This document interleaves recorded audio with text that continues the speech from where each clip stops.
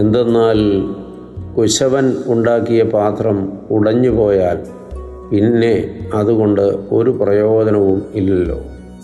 യെരമ്യായുടെ ലേഖനം 1-ാം അധ്യായം 15-ാമത്തെ തിരുവചനം.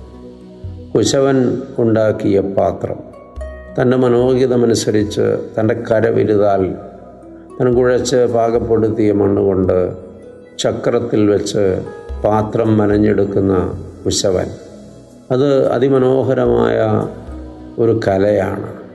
ആ പാത്രം ഉടഞ്ഞു പോയാൽ പിന്നെ അതുകൊണ്ട് ഒരു പ്രയോജനവും ഇല്ല.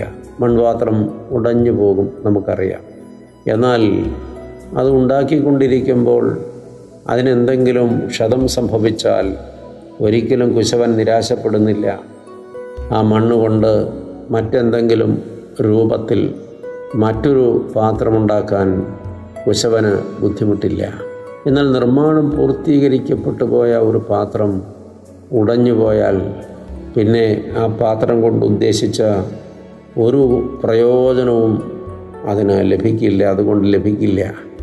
ഓർക്കുക, നമ്മളൊക്കെ നിർമ്മിക്കപ്പെട്ട പാത്രങ്ങളാണ്. അത് ഉടഞ്ഞു പോയാൽ പിന്നെ പ്രയോജനമുണ്ടാകില്ല.